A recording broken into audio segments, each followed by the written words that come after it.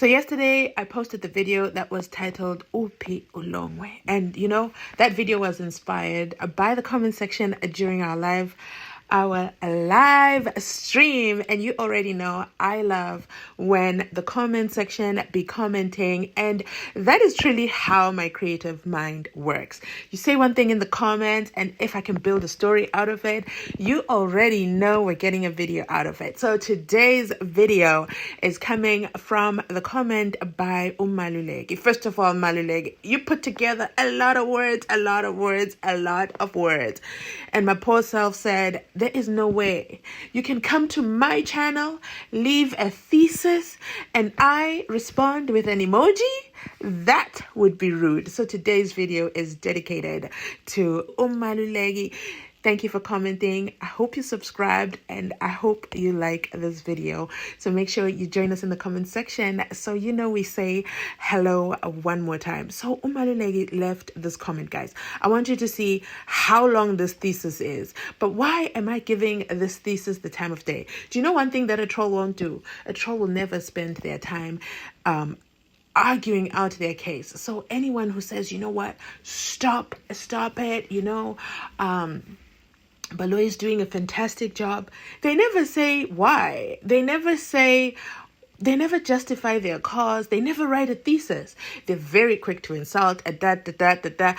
Oh God, I digress. Let me go back to the point of this video. So Umalulegi starts the comment and he says, the cry of the cousin is so disheartening. 100%. And you guys commented that so many times. One lady said she couldn't finish the video because it was a trigger for her and it took her back to a time where she had a conversation with her friend. I am sorry for that. But I felt that in all the content I've produced, I also needed to acknowledge and put the family's stories as well to the forefront, because they honestly have lost a son, a cousin, a father, ubaba mncane, and you know, I always want to truly honor justice for SENZO MEYIWA, and may his soul rest in peace. So I'm going to be breaking it down a bit because it's long and I don't want this to be boring for you to listen through. So I'll break down some parts. So he says, the cry of the cousin is so disheartening. The words, Zandi's boyfriend has shot and killed Senzo, is going to ring for a lifetime in their memories, no matter how hard the police and other witnesses attempt to change the storyline. Okay? The conundrum that Ukeli and company find themselves in is that they are now grown-up adults and have to keep sustaining their prominent lies to save their asses. Okay? Let me tell you something. When I read this part, I said, wait a minute, you have my full attention. Because I've never thought of it that way. I've never thought of it that Kelly at the time were young and the kids were younger. You know, Zandi was not married at the time. The children were babies. And you're not thinking of the time that when she's 10, I'm going to have to explain to her what happened to her dad. When she's 10, she's going to hear from school, from her classmates, that they're saying your mom was there when your dad was shot. Because let's be honest, it is not like the children are protected from society, unless, of course, they're being homeschooled. Reminds me as well of Unandipa Magudumana's girls. I truly, truly hope that, you know, their young minds are protected. But back to this, you know, it really amazed me. It really got me thinking that, yeah, they were young then. And had they come out with the true story, I truly believe that, yes, the nation would have been sad at what happened. Yes, they would have had to still face for the crime, okay? They still would have been charged, whoever it is that pulled the trigger. The others might have been associates, or not associates, what is it called? Accomplices in the crime, but they would have been charged less or suspended sentences, you know, because it would not have been planned, would not have been aggravated murder. Therefore, the sentencing is different, and it is not is it a class 6 murder charge? It would have been classified different, whether it was self-defense or whatever the case is, whatever the true story is. I believe they should have come up with the true story, and the nation would have mourned with them. I think there would have been less steak knives out. in terms of who actually did it, but there would have been more in terms of the sorrow, okay? The sorrow. So, you know what? I commend you for bringing that to the forefront. Now that they are older, are they the wiser? Or do they still think they got away with the crime? Let me know in the comment section down below your thoughts below. Or type a 1 in the comment section if you feel a crime is a crime. They still need to do the time for the crime, okay? So the next line, he goes on and he says, just a few things we've noticed about this case. So he lists out the things, and I'm going to read point number 1 and then I'm going to break it down. Point number 1, make case 375 vanish as you proceed with case 363, okay? The likelihood of the latter being prosecuted successfully is very low. I agree with that, because as we go day by day in the courthouse, bits and pieces are trickling in from case 375. And what is Judge Ratha doing? Making them admissible or inadmissible.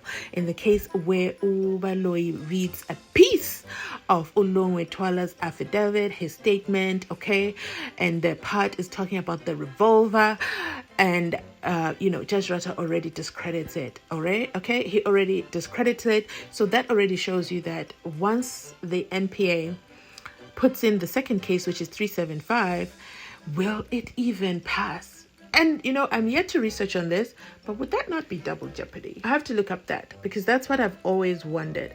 How do you take a different docket back to court? So those in the legal, fraternity, let us know in the comment section.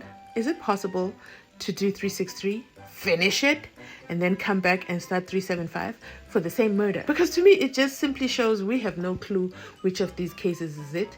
We have no clue which of these suspects are it.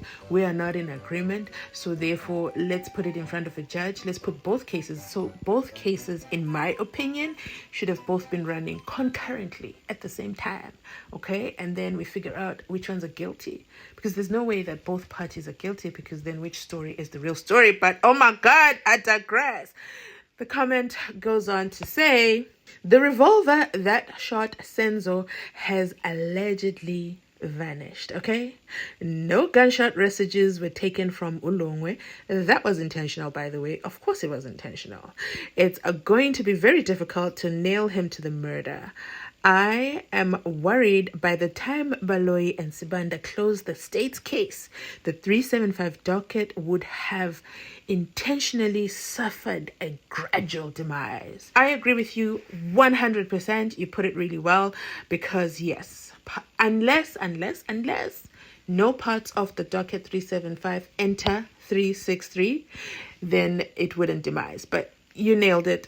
Not even going to try and rebut that. Now, where is point number 2? Point number 2 is... So for point number 2, he says, I personally don't believe that the torture of Utumelo Madlala and Umthokozi Sithwala was perpetrated by Umam Joyce Buthelez's team. Gininda's team is capable of such. The two friends had to distort facts to save their asses from police torture. Okay? Utumelo was telling the truth from the get-go to Senzo's family. The same version of events were put into writing by a witness whose statement was allegedly stolen by a prominent police officer. So let's break that one down. First of all, we're all in agreement. We do not like Utumelo Malala and Umthokozi Sithwala on this channel. So drop a 2 in the comment section if you feel those frenemies deserve everything that is coming to them, because they let their childhood friend down, who pulled them up when he was up. And when the jig was up, they dropped him for dead, literally, for lack of better words. When they saw Senzo was down, they started to think of themselves. They went into survival mode, and they wanted to make sure that they didn't go to jail or they weren't charged. Whatever lies that they were threatened with, okay, I believe they were threatened with. And again, ignorance, okay? You won't know that, no, that's not possible. No, if I stick to my side of the story, I'm good to go. But imagine the people that they're being threatened, and imagine the power, okay? Because it is alleged that it is quite some very, very powerful people who are trying to hide what actually really happened. But my belief is, why would Senzo's family make up the story and say Utumelo phone and he said this and that? Listen, if you're not already subscribed to the channel and you're still watching from outside the club, but then you're listening to the comments and then you're hearing what's going on in our comment section, just join us in, okay? Join us in, respond to comments. Everybody is welcome here, okay? Pull a seat and join the family. Now, I'm going to play. So make sure you're subscribed, turn on your notifications, because you don't want to miss the next video.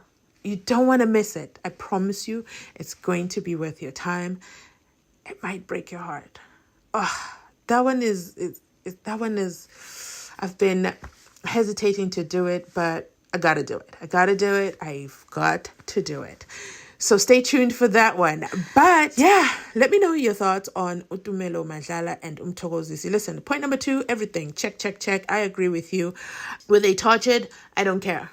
They still need to be tortured more. Whoever was torturing them, torture them even more.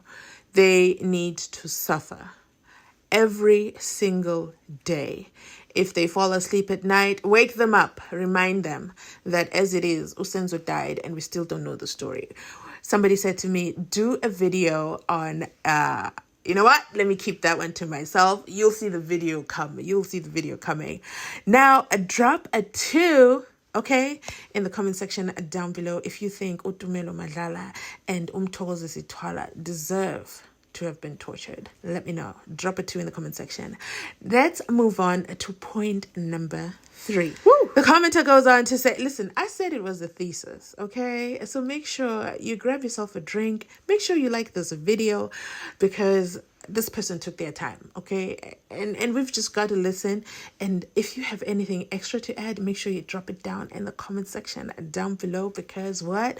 We absolutely love it when you do. Point number 3 from Umalilegi says, the goal is to bombard the court and the defense team with a lot of unnecessary information so that it seems like you have a strong case and Judge Ratha is falling into the trap, okay? It's so perplexing. One moment you feel like Senzo died in the... you feel like Senzo died in the custody of the police. Or maybe he was a police officer, okay? With the number of police subs members, constable this, colonel this, officer this, who have taken the stand to just show us the level of incompetence that is in the South African police services. But don't get me started to preach on that. That same incompetence has resulted in who? Ubheki Cele, and no, where is he now? Where is he now? You see, that's the one thing, and I'm not saying this is all alleged, but here's one thing: when your credentials do not carry you in trying times, you find yourself doing interviews and saying, when I was born, I was not born a police minister. Everything comes to an end. Like, you know, that farewell speech will forever ring in my head. Like, what did you just say? You totally have left. That is how you walk out? Listen, it would have been better not to even answer questions. No comment would have been better than, from my mother's womb, I was not a police minister. Goodness gracious me, but I digress. Let's get back to the comment. And he says, so let me go back. He says, it is so perplexing. One moment you feel like Senzo died in the custody of the police, or maybe he was a police officer, and then jiggy. Oh, perhaps he was working at a call center, and then boom, because now we're in the call center, guys. We're talking about towers. We're talking about the number 6890 called, the number ending at 123, and that is Bongani Ntanzi's girlfriend. And then there were 80 calls that were made after SENZO MEYIWA's SIM swap, and one of the person who did the SIM swap. Ladies and gentlemen, all we want to know is who killed SENZO MEYIWA and why. I think the why would be a bonus, but I think right now we're at the stage of justice for SENZO MEYIWA, who killed SENZO MEYIWA. But let's go back, and the comment goes on and says, and then boom, maybe he was a bank consultant. Because now we got to read the bank statements of the 5 accused: Standard Bank, Absa. What are we doing, Judge Ratha? why are you just sitting there and letting this unnecessary information into the record? There is cooking. Okay, this is why Ngomezulu goes on to say, this is why one would be tempted to say, they are cooking, they are manufacturing, in the famous words of Ngomezulu. But I don't want to use, Mnisi's famous words. You're talking low. We want to speak aloud so that, these points are heard right across. So drop a 3 in the comment section down below if you think point number 3 is valid. And you know what? Let's go straight into number 4. Number 4 is short and simple. So for number 4, he says, according to the judge, the police, and other state witnesses are telling the gospel truth. Amen. Okay, drop an amen in the comment section down below, because church is in service in Judge Ratha's court. Okay, and they will never,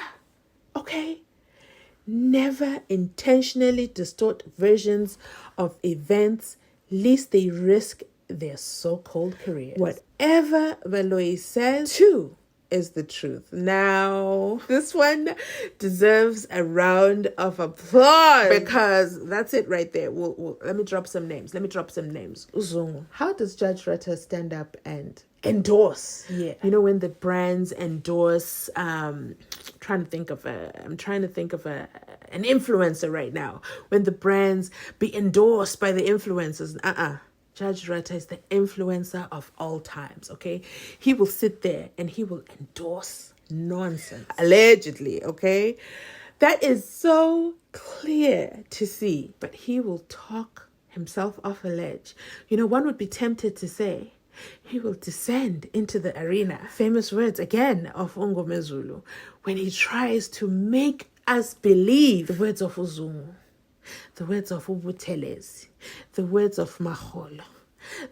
Should I go on? Let me drop it right there. And you know what? Let's go to point number 5. Yeah, point number 5. Drop a 5 in the comment section down below if you are picking up what Maluleke is putting down, because you know what? He did a phenomenal job summarizing this whole case for us, and I love it for us. Next comment says, the attitude and demeanor of the presiding judge is so alarming. Say what now? Are we talking about Judge Van Ratha? Are we talking about the tavernizer? Or are we talking about the legendary, back from retirement, one and only? You see, I think that got to his head. I truly did. And I can also see how it could. Imagine you're there minding your business. You've left the fraternity, the BLA never calls you to anything. They don't ask you to do any speeches. No one is asking you to do speeches. It's speeches. It seems like you are forgotten, although you are legendary and you have 50 years of experience and you were part of the founding members of the BLR, and they don't even have the courtesy to acknowledge you on their website with just a sentence with your last name. Oh, they do acknowledge others, just somehow left you off the record. And then suddenly you are approached, by the JP himself, and he says, I know you have retired, but we need you. We need you for the SENZO MEYIWA trial. And I imagine he said, say no more. Let me put on my red Spider-Man coat, and I'm going to be there. I'll be driving, fast and furious from was it Mahali's region that he said he's in? I should not have said that. Well, he said it first, and he said it loud and clear. What? No. Kruger's. Oh, God, there I go, dropping names again. Anyway, ignore that part. A whole judge, but his attitude, his demeanor as a presiding judge is alarming, says Maluleke. Drop a few examples in the comment section of some alarming behavior that you have noticed about Judge Ratha. I'll go first. The way he talks to Umshololo. I did a video about it, I think sometime last year. I did a video about it because I was shocked. As a black woman myself, I was shocked that a black judge can treat a black lawyer advocate, who's earned her stripes, who has her LLB and whatever Donny needed for her to be an advocate in the high court, and this is how she's treated. I'll give you a second one just for bonus points.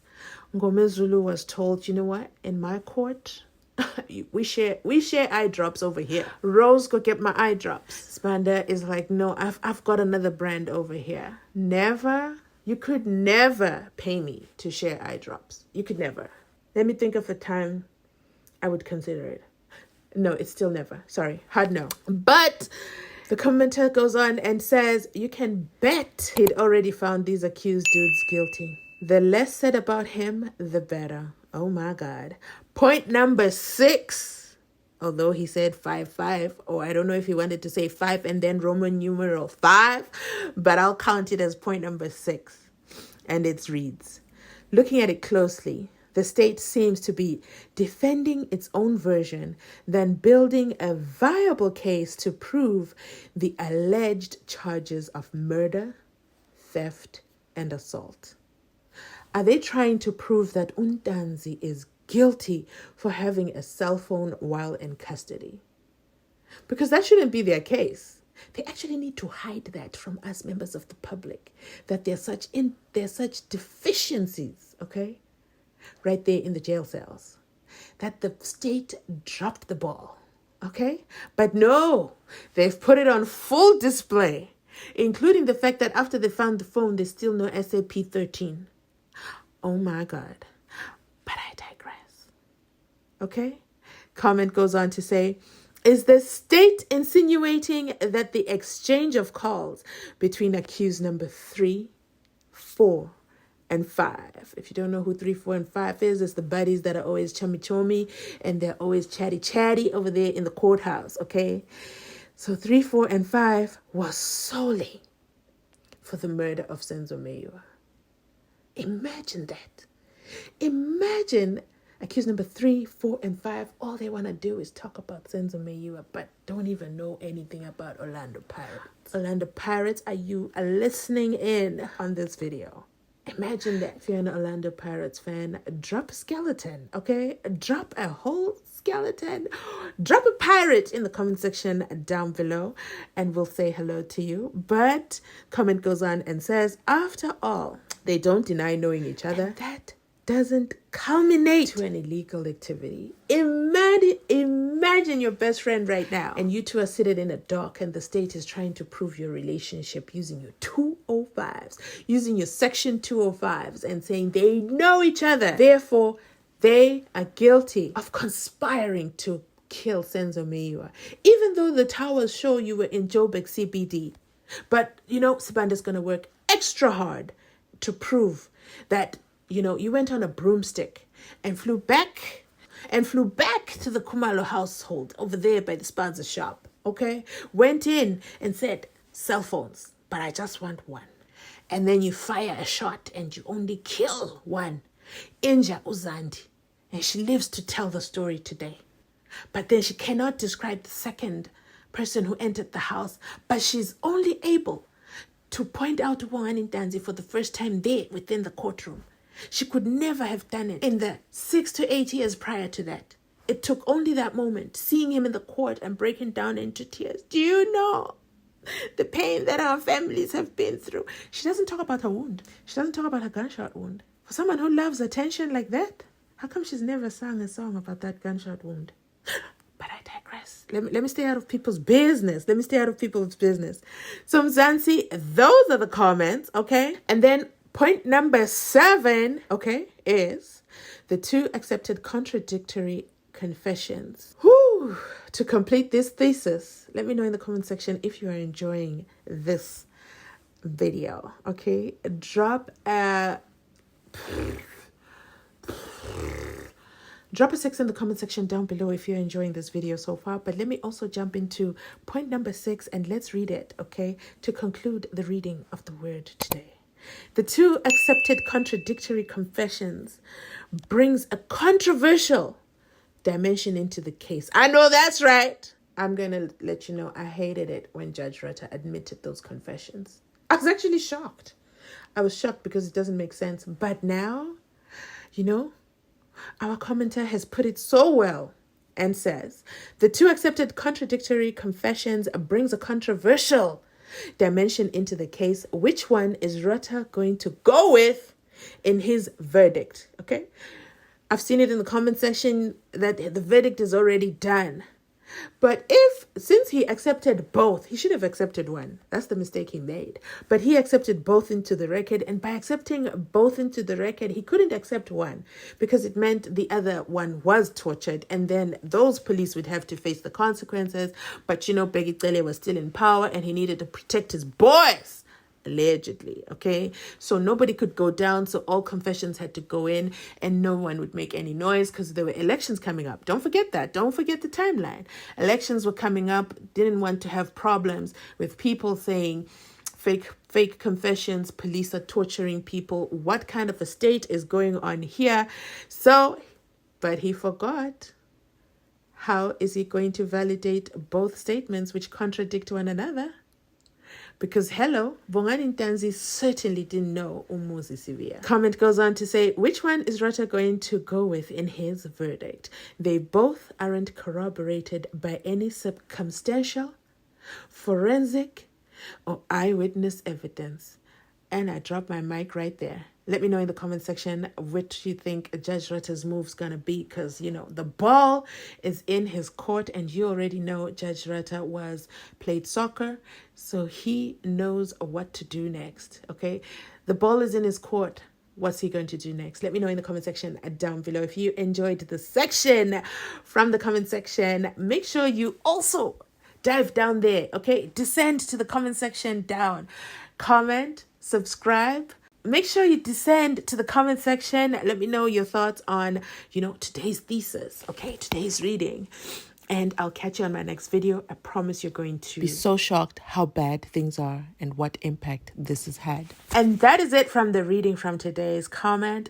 I absolutely love it when I do these. So thought-provoking. Another moment to thank Umalilegi for taking the time to leave us this comment and get us thinking even more when it comes to justice for SENZO MEYIWA. Will it ever be served?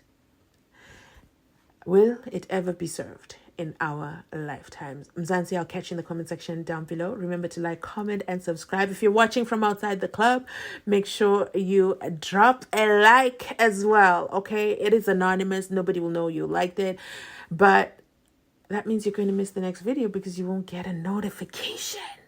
So subscribe to the channel, turn on your notification bell, and be sure to share this video with the last 3 people you chatted with today, because what? Your section 205 better say, I supported Mzansi Unfiltered. Thanks so much for watching. I'll catch you on my next upload.